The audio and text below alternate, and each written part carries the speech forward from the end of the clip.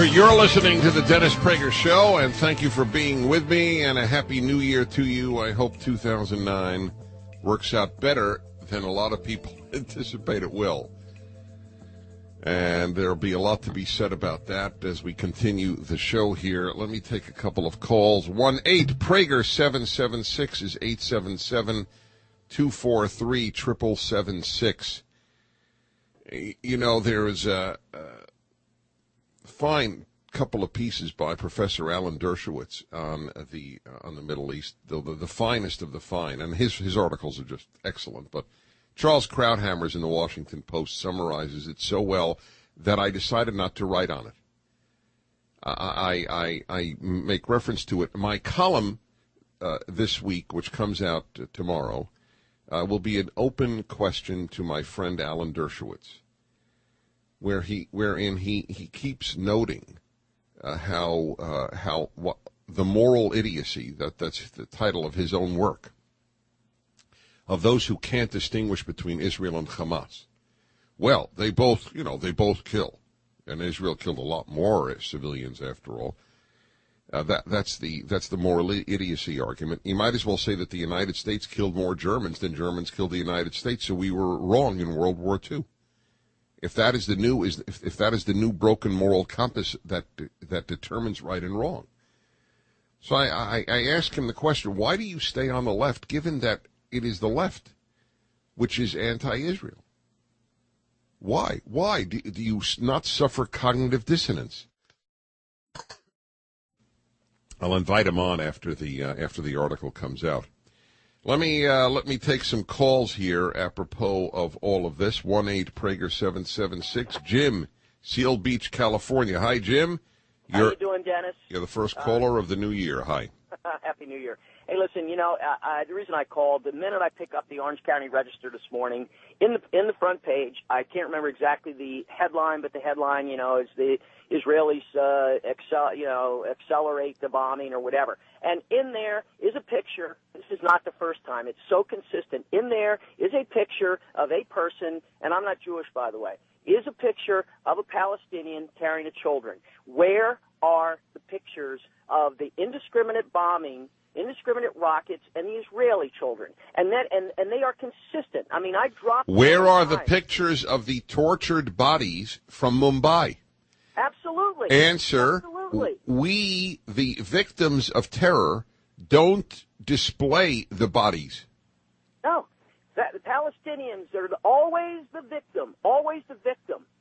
It is so despicable. It is so disgusting. It is so pathetic. Well, you know what it is. Let me tell you, any newspaper, whether it's the Orange County Register or other, that features a picture of a killed child, it's lazy man journalism. It's if it bleeds, it leads. That's all it is, and they are serving as a propaganda arm. Exactly. For Hamas. And how can they do that?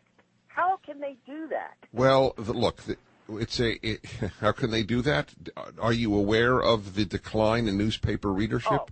Oh, absolutely. Yes, but they never put two and two together. They never ask. Maybe we have lost credibility with a big part of the newspaper reading public. Do they ever think that? No, it's all the internet. All right? Are they being read on the internet? There's never a thought, well, maybe we have done something to alienate, and I don't mean alienate conservatives because conservatives won't read what's liberal. Conservatives read what's liberal far more than liberals read what's conservative. Far more conservatives read liberal media than vice versa. But the low standards, a picture like that serves no purpose other than propaganda. No purpose. And to elicit a sort of voyeuristic notion for the way in which news is reported. Well, that's under every one of those pictures there ought to be the Charles Krauthammer column, which I will read to you in part later. and we're going to have moral clarity in Gaza. Yep, some geopolitical conflicts are morally complicated. The Israel-Gaza war is not. It possesses a moral clarity not only rare, but excruciating. Israel is so scrupulous about civilian life that risking the element of surprise, it contacts enemy, and he italicizes enemy, non-combatants in advance to warn them of approaching danger. Hamas, which started this conflict with unrelenting rocket and mortar attacks on unarmed Israelis, 6,464 launched from Gaza in the past 3 years, deliberately places its weapons in and near the homes of its own people. And then the Orange County Register, if my caller is right, pictures one of those dead Palestinians killed because they put the rockets in the middle of people. And that is why he, Krauthammer, and as well as others, make the point repeatedly that a dead Palestinian is worth more to Hamas than even a dead Jew, which is a big statement because they want dead Jews.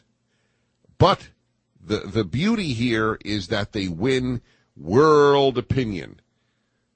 Yes, world opinion.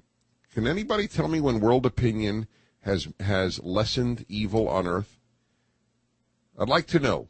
In the Congo, talk about murder and genocide. The UN has had a very hard time calling what is happening in Sudan genocide, but the Arab and Islamic nations routinely call what Israel has done genocide. We live in an upside-down world, my dear friends, an upside-down world, and ever it has been.